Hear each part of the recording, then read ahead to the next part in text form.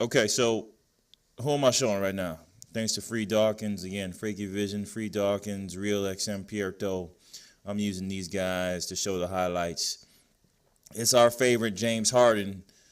This was his 39-point game versus the Nuggets. And I'm going to be hit on for this, but they just signed James Harden to a new deal. Total is, I think, $223 million or $228 million. I just did some math, and that comes to about 38 million a year over 4 years. Again, this 40.2, I was doing the math on the 5 year for Steph Curry. Steph Curry's still higher at 40.2. Okay. Salaries aside, what does James Harden do for the Houston Rockets? Okay. Well, James Harden is the heart and soul of the Houston Rockets right now. He is the man. He is the guy that's going to take them as far as they're going to go.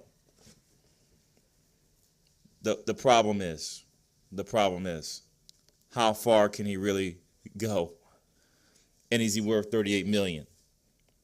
Do you pay this guy that much? So there's a lot of stuff that's going on outside of basketball that may play into this. But I'm going to tell you why I don't think James Harden is going to do anything more than he's done. I think what we saw last year was James Harden at his peak, and he will only decline from there. And the addition of Chris Paul to this team is doing nothing. They got the wrong player type to fit around James Harden, a guy who is totally ball dominant. He's not a spot-up shooter. What he needed was more spot-up shooters, younger spot-up shooters, ones that can possibly put the ball on the floor for a one-step dribble and hit the jump shot. Let's look at the lineups. Trevor Ariza, getting a bit older, right? Let me see who else is there. Eric Gordon, a little bit older, injury-prone, but had a great year last year. One of the top 6 men. When I look at their lineup, I'm saying you need a lot of help on the outside and on the bench. You didn't need Chris Paul. Okay, and then you lost your one defensive guard that could guard Steph Curry, in my opinion, Pat Beverly, the grit of the team. You're losing. This is not going to help you here. I'd rather get a cheaper option and try to acquire Derrick Rose. Okay, they should have went for Derrick Rose instead of Chris Paul. Younger, even though he's injury prone, I think he's a lot better mix than an older Chris Paul. Chris Paul makes folks around him better, but he's not going to have the same personnel he had on the LA Clippers. He's going to miss DeAndre Jordan. He's going to miss Blake Griffin. That's a guarantee. Okay, he's going to miss having Jamal Crawford. Okay, you know, Eric Gordon can play a little bit of that, but they're different players. Can he make these guys better? He will. He will. But he had a great thing there in LA Clippers. They should have kept adding and retried again. I know there's a time where you just draw a line and say, this is it. We haven't done it now. We'll never do it. But now you go into this situation. And what I'm going to get at is I think the NBA is starting to give up. All right? I think they're starting to say, well, looks like the Golden State Warriors have it all. By the way, these are NBA players, all right? These are the top guys in their conference from around the world, okay? There should be no reason why, if I'm a player, I'm going Golden State's unstoppable. I don't care if they have Mike Jordan, Hakeem Olajuwon, Charles Barkley, I'm trying to name names, LeBron James, Tracy McGrady, Allen Iverson on the same team. I'm an NBA player. I'm going to bring myself up to that level and start to compete. There's no team in the NBA that should be above all, unstoppable. You're an NBA player. You're on the same level as you. You just have to adjust your team, your schemes to fit what they're doing. But there's no reason why you shouldn't be equal to them. So enough of that rant. I know because people are going to say, well, there's things that are dreams and there's things that are actual facts. So actual fact, yeah, the Golden State Warriors look pretty tough, but you shouldn't give up. start handing out salaries that could deplete your whole roster for many years to come. So why I say that is James was on the books for about 28, right? 30, 32. That's going to change. Okay, this new restructure is going to be at 38, 38, 38, 38. And really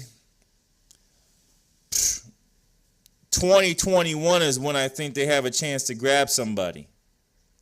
Maybe one other piece, okay? So the salaries are not that bad on this team. They're not that bad. Actually, I'm lying. They're sixth in the NBA for the team payrolls. So that just went up again. You know, and then you had Christopher Paul. Eric Gordon at 12. That's fine for what these guys are getting. I mean, everyone's getting money. You know, I'm going to get into Swaggy P. I'm disappointed. Some of these guys just took trash. They took trash, set $5.3 million. And Vince Carter at 41 years old gets $8.8 million. I think he's about to get from Sacramento. Let me not go there and I digress. But come on, guys. Get your agents in line. Ryan Anderson at 19, that's fine. I mean, it is what it is. He does what he does. Trevor Ariza, that's your upgrade spot. Capello's fine. You know, he's a good center. All these guys down here, this is your baseline. I mean, you're gonna have to find veterans at the minimum right now who are being bought out. So how would Carmelo Anthony play into this after you just paid this man $38 million? All right, you paid him Ryan Anderson, Eric Gordon combined for 1 year almost, and then you can even add on Trevor Ariza. GMs have to come to understand is really one player worth more than three in trying to get to a championship. Let's take away all the outside factors of James Harden as a brand, because he's a strong brand. As a brand, he's underpaid at $38 million, by the way, because he's a brand. Okay, but I'm talking about basketball, just basketball. Is he worth three players? I say no. I just saw Luke Kennard in the summer league. I seen Justin Winslow. All these players, I'm telling you, you know, it's starting to be a mill in building up players, and you're gonna have a couple every year. Okay, there's a couple that you can bring in. All right, did James Harden take him to the playoffs? I think so. Yes. Is he gonna get him past the second round? Never. Is that tough for me to say? Never. It's tough to play with James Harden. Okay, it's going to be tough to play with the guy. He takes a lot of shots. He involves some folks. And maybe it's the personnel. But they needed DeAndre Jordan, really. You know, they needed Blake Griffin. That's who he needed. You know, he needed more three-point shooters, younger ones, more athletes. Chris Paul doesn't help your cause, my friend. You're already doing the dribbling. Again, looking at the free agency lineup and who was out there, who could have they got. Rudy Gay just, you know, he's coming off an injury, a ridiculously low salary, but he's coming off an injury. $12 million, I think, over 2 years. My God. Rudy Gay, perfect fit. Go get him. That's who I would have gone and got. James Johnson, I think, is gone. Great deal for the Heat. I was talking about him all week. I said, I love this kid. He's gone. Ben McLemore signs with Grizzlies. That was another cheap option. You need more shooters, my friend. You need more shooters around you. You can drive and then kick out. They'll all collapse on you, kick out. I'm trying to see who else is available. The pickings is thin now. You're probably not going to get Dirk. Oops, and that's the signed players. There we go. Mike Beasley, bring him back over. Okay. I'm trying to look down. There's a couple of folks. Pope is probably going somewhere else, but Contavious Pope is another good one you probably get for a lot cheaper. And again, James Harden's the point guard to me now on his team. All right? Love it or hate it, he's a point guard to me. Now, he lost that role. They could have brought in another guard. That would have been a nasty lineup. Two guards. If they had two guards another guard that has similar handle to James Harden, yeah, they could have done the two guard role with no point guard.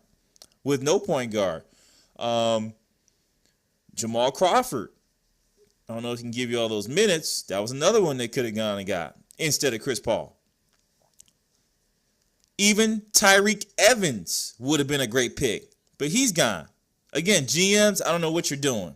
You're just doing stuff for namesake, in my opinion. Jeff Green's gone, right? Blake Griffin's going to get that 5-year deal. I'm trying to look who else is here.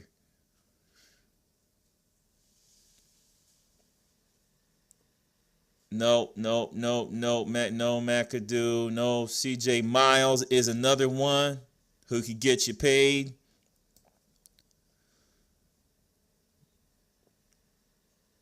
And Pickens is getting thin. Again, Derrick Rose is the guy I like. Oh, wow. Derrick Rose to the Bucks. Now, you see, Jason Kidd thinks. Who-wee. Oh, Lord, have mercy. Jesus. Okay. Thank you, Jason Kidd. Jason Kidd and his GMs have sense. Derrick Williams. James Harden needs a bunch of athletes with him. James Young is another kid, only 21 years old. That's the guy I would have looked at. Okay, bring him in. Another shooter. You need shooters around this man. Rodney Stuckey. Okay? Rodney Stuckey. I would have got a conglomerate of those guys, and they would have done more damage than Chris Paul's one impact. Okay? That's straight up. Because we can see James Harden can get you to the playoffs. We know that. Where does Chris Paul take you? Back to the playoffs. Maybe you win one more game, maybe not. You get a conglomerate of 4 or 5 players, I think you have a better chance at getting the win. Troy Williams is here. I like him. Utah is another one, another shooter. So they have some skill players here. I think they just need to up the talent level. Troy Williams is not ready yet. He's a young one that I think has promise, but again, it takes time for these kids to get ready in the league. Trevor Ariza is on his way, on his decline years. He's done a lot for this organization, a lot, but his body can't hold up that long. He need to be coming off the bench. So that's the upgrades, I would say.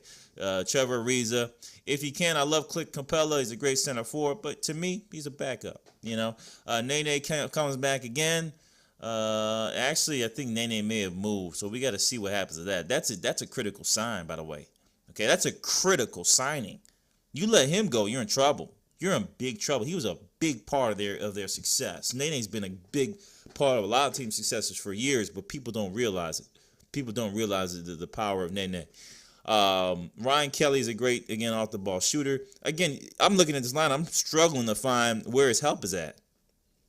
I'm struggling to find it. I think this is not going to be too good for him. And they let Bobby Brown go, who was a good backup. Bobby Brown could probably do the same damage as Chris Paul if he was given the minutes. He's a great shooter. Again, to me, $38 million a year. I think you just set yourself up for a marketing plea. This is all this is. James Harden, you're going to be our face for 4 or 5 years. Keep us up until we can figure this out. All right? $38 million. Keep your beard there.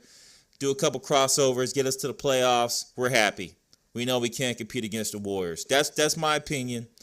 This free agency market is looking slim.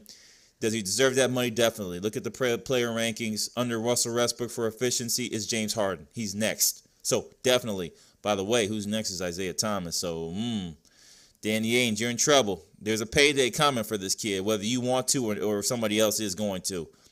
Efficiency-wise, he's right underneath James Harden. But James Harden's up there, number 2. $38 million is there. Does he deserve it? Yes. If I'm a GM, am I going to do it? No. No. I'll let somebody else pay him. All right? No.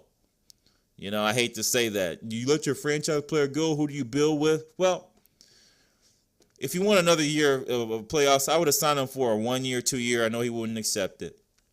And then say, you know what? We're not going to win a championship with this kid. Let's go 1 year, 2 years, and being around, 30, just hitting his 30s. Let him go. He's still in his prime. He can get paid with somebody else, and we can start the rebuild because we're not going to win a championship with this kid. Okay? Because now you locked up the dollars. And that made you put you in a lot of trouble. So let me go down. Next thing I want to talk about quickly is the poor move by Chris Paul. By the way, he's not even in this ranking anymore. Used to be up there all the time. He's at 38, so he's underneath poor stop Porzingis to show you the decline of Chris Paul. Look at this. Anthony Davis, DeMarcus Cousins at the top of efficiencies, and no one wants to go there to the Pelicans? I'm lost. Once again, Anthony Davis 4, DeMarcus Cousins at 7. Any shooting guard forward should be looking at this team. Derrick Rose. Supplant the kid that's over there, Holiday. Okay, he's a backup. Get over there. Okay, Ben McLemore should have been looking at this team. Okay, there's plenty of players. If you want to leave, Carmelo Anthony should be looking at this team. Carmelo Anthony and Derrick Rose with Anthony Davis and DeMarcus Cousins with a lot of different Ryan Kelly type players on the outside. God bless you. You're in some good runnings there. You're going to give the Warriors fits and fancies all over the place. I think Pat Beverly went there. So that's the team I'm highlighting is a spot where you want to be. That's the team you want to try to get to is the Pelicans. To me, that is the team that has the most potential with what they have. All right, 2 best big men in the league, in my opinion, on the same team, both with 3-point ability. Why isn't anyone trying to get to the Pelicans? So good luck to James Harden. Good deal. $38 million a year is what it comes to. If I broke it out, there's probably a lot of options and some non-guarantees in there. But James is well paid, well deserved. Would I do it as a GM? No. But it is what it is. Hey, Rockets fans, be happy with the first round because I think that's where you're going to be at for the next couple of years. Have a good one. Off Work Sports.